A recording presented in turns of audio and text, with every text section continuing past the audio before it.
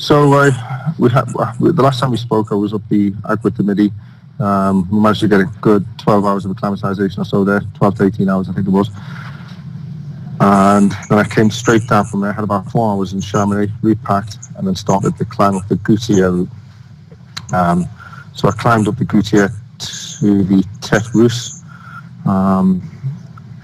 which has a camped there for the night. I got some advice when I was at the Tait Rousse, and they said the weather on Thursday was going to be horrendous. I'd be better off going on the day before, the Wednesday. So I had two choices, and in effect the choices had been took out of my hands. It was either not climb, because I couldn't climb Thursday and the time I'm going to be spending in Chamonix would have been cut short, or climb Wednesday with not as much acclimatization as I'd have liked. In fact, nowhere near as much as I'd liked. So I decided to climb on the Wednesday,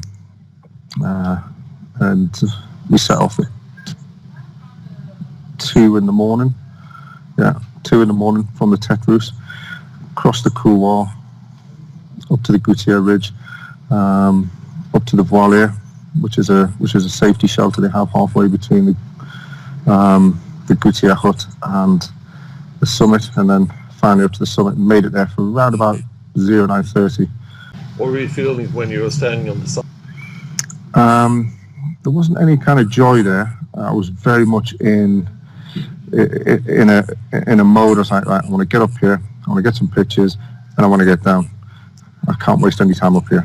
I think some of the pictures I've sent out to you probably see my face. It was a bit gaunt and drawn. Certainly that's some of the comments I've had from family and friends when I was sending pictures. But yeah, I pretty much, I knew there was a weather front coming in at midday, and I knew I needed to kind of get a move on. Once I was up there, I was actually the only one on the summit at the time. Everybody else was coming down the mountain, and I was still progressing. That's how slow my push was. What was the most difficult part of this climbing?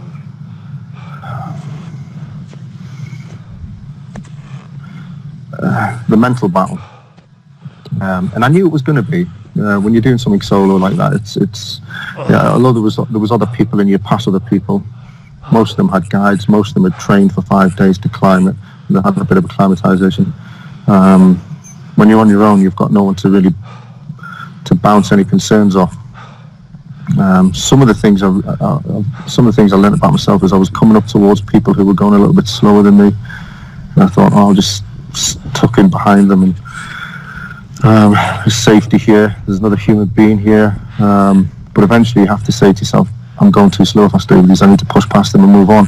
So again, you're pushing yourself past that comfort zone to try and move forward. And again, it was the time constraint was very tight. And because I hadn't acclimatized that much, I knew I was going to have to work a little bit harder to make sure I get back. How was it to climb back, getting down there, wasn't you? It was probably the hardest part for me. I thought coming back down would be easier. But even I was out of breath that much. Even descending, I was taking 10, 20 steps and having to stop and catch my breath. And even on some of there was a couple of flat bits in between some of the peaks where I thought, I'll make up some time here. And I was taking about 30, 40 steps, and I'd have to stop. And then again, I would stop on the uphill, and I would take 5 steps, have to stop, 5 steps. And in my mind, I'm thinking, this is snail's pace, this is getting you nowhere. And partly just thinks, well, if it's not going to get you anywhere, what's the point? But you've just got to keep putting one foot in front of the other. And that's what I kept saying to myself. Some of the emotions I had on there, I've never felt since I was in recruit training in the Royal Marines. It was strange. Some of the I'd pushed myself that far, I think, and I've never felt that before. I've never felt it since until doing that. I don't know if it's because I've never pushed myself or challenged myself enough, or what. It's certainly some post-climb analysis I'm going to have to do about all the things I felt. And the question, of course, would you do it again? The sad thing is probably yes, but I would certainly do it different. I would certainly do it a lot different.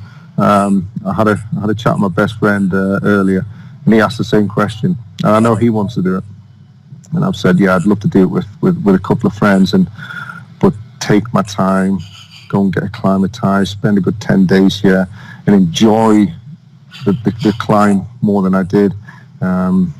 It stopped being fun towards the end.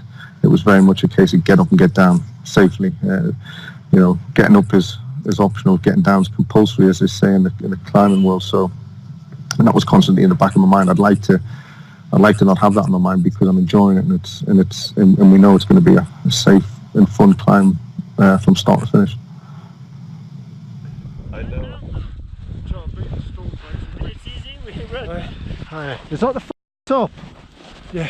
Up is there. Yeah, it really is. There's no false on it. Yeah, oh, for It's something like 5 minutes. Okay, Yeah, we'll go. maybe The storm is 15. coming. Allez. Storm is coming.